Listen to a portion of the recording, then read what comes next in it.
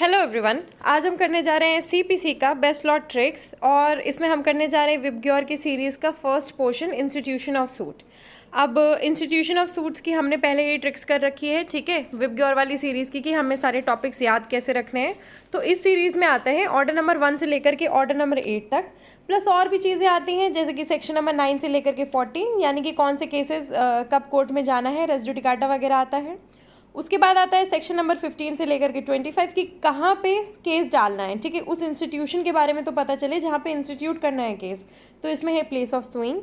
और उसके बाद आता है हम जो अभी कर रहे हैं ये वाला पोर्शन, ये है केस डालने से पहले की फॉर्मेलिटीज़। इसमें है parties to suit, framing of suits and recognize agents, ठीक है। इसमें आता है ऑर्डर 1, ऑर्डर 2 और ऑर्डर 3। अब इसके बाद और भी चीज़ें आती हैं, ऑर्डर 8 तक हम और भी चीज़ें करेंगे, बीच में कुछ सेक्शंस भी उनके साथ ऐड करेंगे, पर तब तक के लिए अभी हम अपना रिवीजन यहीं तक रखते हैं। अब हम स्टार्ट करते हैं order number 2 framing of suits से। Order number 2 frame of suits. सबसे पहले आता है फ्रेम ऑफ सूट्स। हम लोग जनरली क्या करते हैं, अपना कोई टू डू लिस्ट होती है उसको बना के रख लेते हैं ताकि वो चीज़ आसान हो जाए। सिमिलरली वैसा ही है, framing of suits rule number 1 में बहुत इंपॉर्टेंट है ताकि क्या हो जाए, to afford ground for final decision upon the subjects in dispute, चीज़ें को कंसाइज कर लेना और फिर इसके बाद कोर्ट के सामने प्रेजेंट कर देना। नेक्स्ट है रूल 2 में suits to include the whole claim. अब देखो जो सूट है उसमें जनरली क्या होता है, पूरा क्लेम होता है, कॉज ऑफ एक्शन होता है, ठीक है, in respect of the cause of action, जो भी कॉज ऑफ एक्शन है उसको पूरा पूरा ऐड किया जाएगा, जनरली ये होता है। बट अगर तुम कोई रेलिंक्विश कर रहे हो कोई भी पोर्शन ताकि ज्यूरिसडिक्शन में आने के लिए, तो आप वो भी कर सकते हो। यानी कि आपका 1 लाख का क्लेम है, आप चाहते हो कि ये इस कोर्ट के ज्यूरिसडिक्शन में आ जाए और उस कोर्ट का ज्यूरिसडिक्शन है 10,000 रुपये का, तो आप अपना 90,000 का जो रेलिंक्विश कर रहे हो वो पोर्शन, ठीक है, just to decide that case. अब इसमें क्या है, इसमें इंपॉर्टेंट चीज़ें ये भी हैं कि रेलिंक्विशमेंट के बाद आप ये नहीं कह सकते कि मैं उस 90,000 के लिए 10-10 हज़ार करके सूट करूँगा, क्योंकि वो आपने ऑमिट कर दिया या रेलिंक्विश कर दिया। और इसके बाद ये भी है कि देखो, एक तो होता है पैसों से रिलेटेड ऑमिशन, दूसरा होता है रिलीफ से रिलेटेड ऑमिशन, ठीक है, कि एक कोर्ट है वो एक पर्टिकुलर चीज़ के लिए ही रिलीफ दे सकता है, और अगर आपने कोई रिलीफ ऑमिट कर दी है, रेलिंक्विश कर दी है, तो बाद में आप वो रिलीफ भी नहीं क्लेम कर सकते हो। अब ये जो रूल नंबर 2 है, इसका रीज़न क्या है, रेस जुडिकाटा। आप ऑलरेडी वो चीज़ रेलिंक्विश कर चुके हो, तो नेक्स्ट टाइम आप डालोगे सूट तो उसमें रेस जुडिकाटा लग जाएगा, क्योंकि वो आपने वॉलंटरली रेलिंक्विश की है। नेक्स्ट आता है रूल 3। रूल 3 बात करता है joinder of cause of action. अब हमने जॉइंडर ऑफ पार्टीज पढ़ा था ऑर्डर नंबर 1 में, अब हम इसमें पढ़ रहे हैं joinder of cause of action के बारे में, ठीक है। Joinder of cause of action में यही बात होती है कि सेवरल कॉज ऑफ एक्शन, जिसमें कई लोगों का कॉज ऑफ एक्शन सिमिलर होता है, उन्हें ज्वाइन कर दो, चाहे वो प्लेंटिफ हो चाहे वो डिफेंडेंट हो, ठीक है।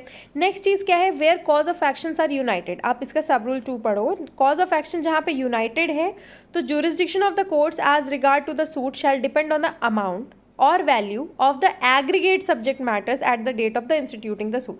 अब देखो जो कॉज ऑफ एक्शन है, ठीक है, वो एग्रीगेट अमाउंट पे डिपेंड होगा। मान लो आपका 10 है, सामने वाले का भी 10 है, तो एग्रीगेट अमाउंट क्या हो गया, 20।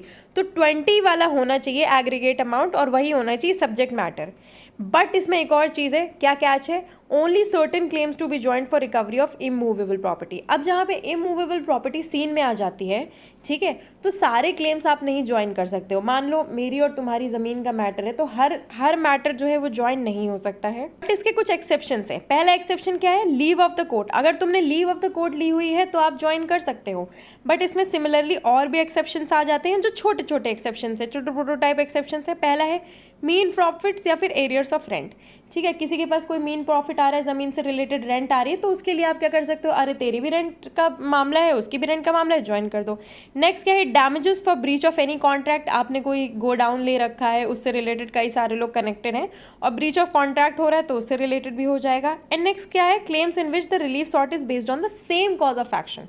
अब देखो, दो लोगों की रिलीफ है, वो किस पे बेस्ड है, सेम कॉज ऑफ एक्शन, कोई इमूवेबल प्रॉपर्टी से रिलेट कर लो, तो क्या हो जाएगा, आप लोग ज्वाइन कर सकते हो। अब इसका जो प्रोविज़ो है वो बात कर रहा है कि देखो, कोई भी पार्टी है, ठीक है, ये वाला जो है ना रूल, ये रूल नंबर 4 प्रिवेंट नहीं करेगा उस पार्टी को फोरक्लोजर या फिर रिडेम्पशन से रिलेटेड, कि वो अपना सूट जो है ज्वाइन नहीं कर पाए, करना चाहे, जो कुछ भी है, क्योंकि ये किससे रिलेटेड है, ये है ट्रांसफर ऑफ प्रॉपर्टी एक्ट से रिलेटेड है। फोरक्लोजर एंड रिडेम्पशन हमने कहाँ पढ़ा था, टीपीए में पढ़ा था, तो यही इसका सबसे बड़ा एक्सेप्शन हो जाता है कि उसमें ये चीज नहीं लगेगी। नेक्स्ट इसके बाद आता है सब रूल 5, क्लेम्स बाय और अगेंस्ट एग्जीक्यूटर, एडमिनिस्ट्रेटर और एयर। अब देखो इन तीनों को याद रखना, कोई भी क्लेम नहीं ज्वाइन होगा unless and until last mentioned claims are alleged to arise with reference to. अब देखो कोई भी क्लेम ऐसा ज्वाइन नहीं होगा, पर ज्वाइन कब होगा, जब रिफर क्या किया जाए, state in respect of which the plaintiff और डिफेंडेंट सूज।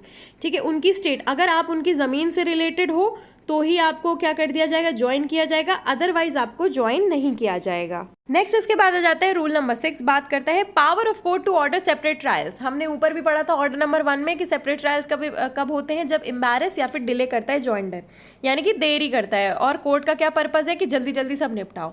और रूल नंबर 7 में बात होती है, जो कि लास्ट रूल है इस पोर्शन का, ऑब्जेक्शंस एज टू मिसजॉइंडर।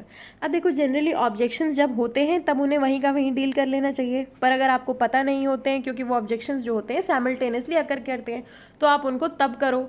ठीक है, and any such objection not so taken shall be deemed to have been waived. अगर आप ऑब्जेक्शन नहीं लेते हो तो उसको वेव्ड माना जाएगा अंडर रूल नंबर 7 में। तो इसी के साथ हमारा ये जो है रूल नंबर 1 से लेकर के 7 ऑफ पार्ट 2 कंप्लीट होता है। अब हमने क्या कर दिया है, ये हमने पोर्शन कंप्लीट कर लिया है, सेक्शन नंबर 9 से लेकर के 14, उससे ऊपर वाले भी कर लिए हैं, 15 से लेकर के 25 जो कि विबग्योर में है, वी में, वॉयलेट में है, ऑर्डर नंबर 1 और 2 कर लिया है। अब हमारा क्या बचा, 3 बचा, 4 बचा, 5 बचा, 6 बचा और 8 बचा इसी वाले पोर्शन में, विबग्योर वाले पोर्शन के वॉयलेट वाले सीरीज़ में। ठीक है, तो इसके लिए आगे भी वीडियोस आती रहेंगी, आप लोग इस चैनल को फॉलो करते रहिए। और अगर आपको ये वीडियो अच्छा लगता है तो please do like, share, comment and please do subscribe, because 5 minute के अंदर अंदर मैंने इसे कंप्लीट कर दिया है। 1 मिनट का जो था वो इंट्रोडक्शन था और 30 सेकेंड्स का ये है। तब तक के लिए चलते हैं, एंड प्लीज़ डू